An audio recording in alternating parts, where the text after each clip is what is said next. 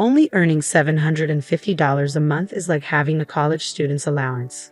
Even students working at bars make more.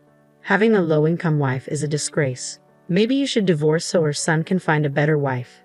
After all, he's the ultimate triple threat. My mother-in-law keeps making snide comments after seeing a pay stub, but it's not actually mine. My name is Amanda, and I'm a 32-year-old nurse. I've been married to John for 5 years. We met at a college club, started dating, and eventually got married. We first met at a party when he was a medical student and I was a nursing student. John hasn't passed the medical licensing exam after failing twice and taking 3 years off. He is currently working part-time and studying hard for the exam. I'm working as a full-time nurse, so I'm the primary breadwinner.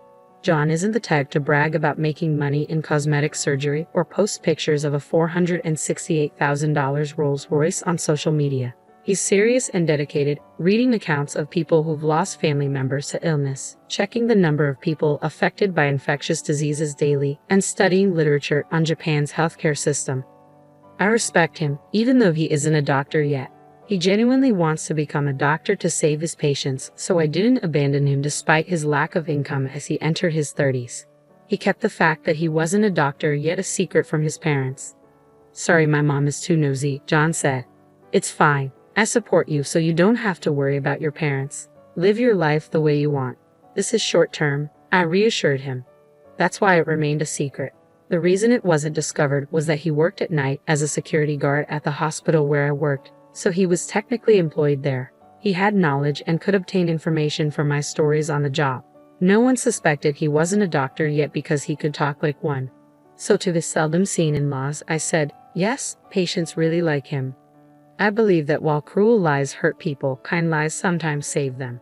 Telling a patient, "You have 3 months left and there's no chance of recovery," creates a countdown that's often worse than saying, "You look good today, and you ate a lot." That's how people are.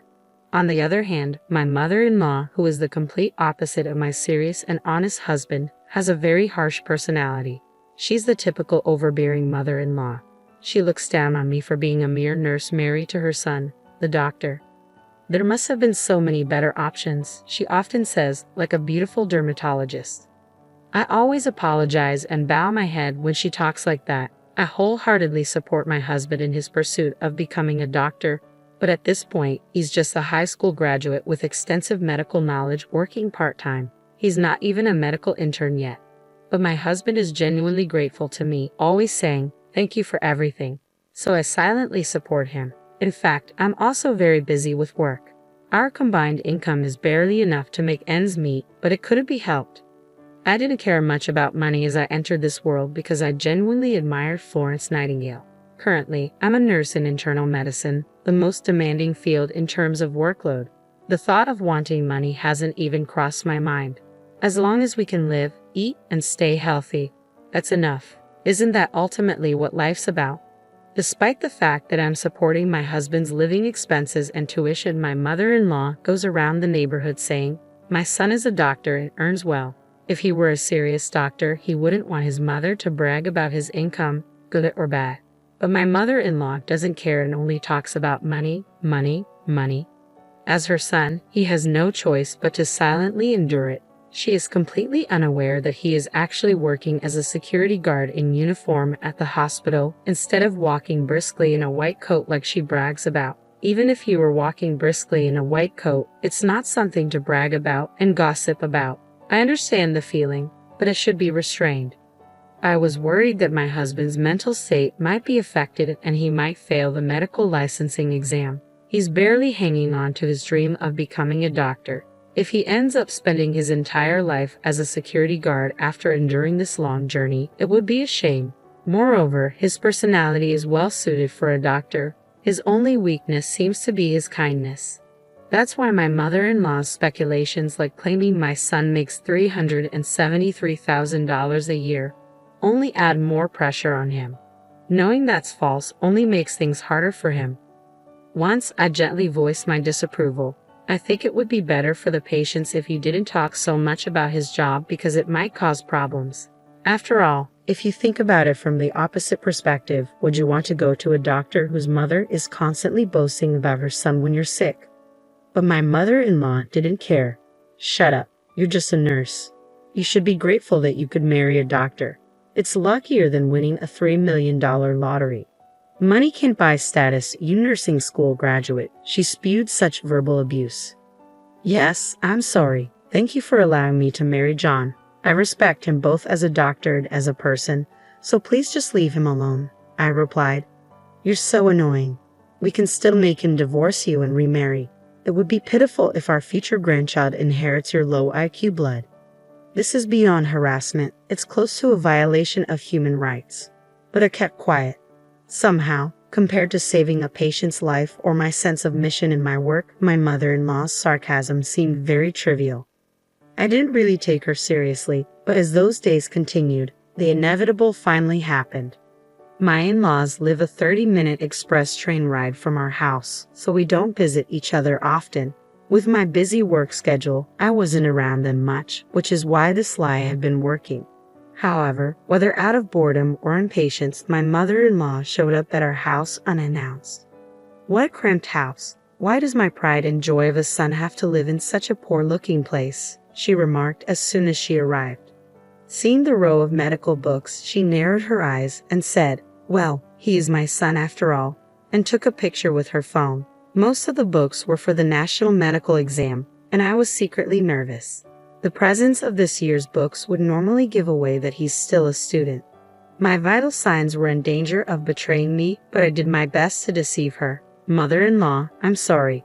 We're both quite busy with work, so we haven't had time to find a bigger place, especially lately. I casually urged her to go home, but she began going through my house. Hey, what's with these weird dishes? If you're a doctor, you should buy Wedgwood. Yes, I'm sorry. They're from the dollar store. What did you say? Dollar store? I'm throwing them away.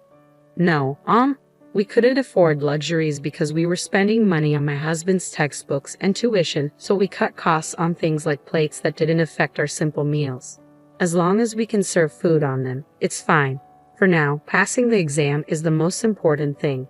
My husband was fortunately working as a security guard at the hospital at the time. It was a good thing he wasn't home. I didn't want to see him hurt, so I planned to get my mother-in-law to leave while he was at work. But she didn't stop rifling through our things. I'm going to throw away these clothes that look like a student's. If you're a doctor, you should buy high-end branded clothes, she declared, tossing my husband's favorite clothes into a pile. And what is this? A piece of junk watch. If you're a doctor, buy a luxury watch, she said, throwing away his smartwatch, seemingly unaware of its convenience. The belongings being discarded one after another were bought with the little money he had earned. He would have preferred to be on the wards treating patients instead of standing outside with his pride in tatters. Still, he was working hard for the sake of his dreams and for the sweat he had shed. But there was no stopping her. It's because he married a poor girl that you have a poor life, even though he's a doctor. It's a wonder you don't live in a tower mansion. Unbelievable. I was thinking of going shopping together and at least getting you to buy me a bag or something, she said. Her statement ultimately despicable. I had no choice but to point out that what my mother-in-law was expecting from my husband, student or not, was fundamentally different from how we really lived. I was a fellow medical professional. Gold digging for a doctor was out of the question. Mother-in-law, I don't mean to be forward, but he's not that extravagant. Our current lifestyle suits us well, I said. I conveyed this casually, but my mother-in-law wouldn't budge. You're so annoying. Do you have any idea how hard he worked to get into medical school? We've been waiting to recoup his upbringing and tuition fees, and it's because of you that we're in this mess. Don't be ridiculous. My mother-in-law, increasingly heated, didn't stop searching my house. She rummaged through not just the kitchen but also every closet, discarding anything cheap. Then, unbelievably, she began to open the clear cases where we kept our utility bills, mail, and other paperwork. That's when she found the pay stubs. They were marked with $750 and $2.25.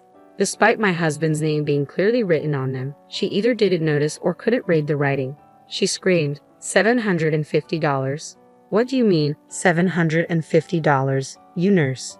That's not my son's daily wage. Even anesthesiologists make $750 a day, and you're the wife of an internist making only $7.50. Are you slacking off at work or what? She began to go insane. That's why you're living in such poverty. You're a money sucker, huh? Barely working as a nurse and deceiving the doctor.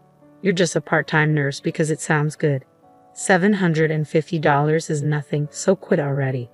That money was earned by him during the younger doctors passing him by, working in the gaps between his study hours for a very low daily wage. It was by no means the same with or without it. I thought it was a very pure number. But my mother-in-law's madness wouldn't stop, and finally, the worst happened. You're a poor, luck-bringing wife. Divorce quickly, she demanded. At that moment, everything came to a head. I heard the front door slam shut. My husband had returned home from his part-time job. His face froze when he saw his clothes and watch cruelly stuffed into a trash bag. He began to silently and carefully pick them up, one by one. My mother-in-law spoke up. John, I don't mean to be harsh, but please divorce this wife of yours. Why did you, with your high education, high income, and tall height of nearly 6 feet, choose such a pathetic woman? I'm so sad. She only earned $750. But my husband remained silent, his lips tightly pursed, making it impossible to tell what he was thinking. My mother-in-law laughed and added, I'll bring the divorce papers for you. Leave this dusty room and this disinfectant-smelling woman behind and remarry a better woman. You're a doctor. Remarrying is a given. Then my husband slowly stood up and finally said, Mom, I've been keeping quiet about this, but I'm not a doctor yet. Huh? She responded, stunned. I'm sorry for hiding it, but I haven't passed the national exam yet. And about that $750. For some reason, my mother-in-law was so surprised that she turned to me for help. I didn't understand what he's saying. This $750 pay slip is yours, right? I decided there was no use hiding it anymore. No, it's not mine, I replied. My husband chimed in, that's my salary for my part-time job. That can't be. You're lying, right? She stammered. I'm not lying. It's true, he said firmly. I'm not a doctor yet. I failed the national exam twice, my husband confessed. My mother-in-law, shocked to find out her son was not a doctor yet, suddenly started acting strangely.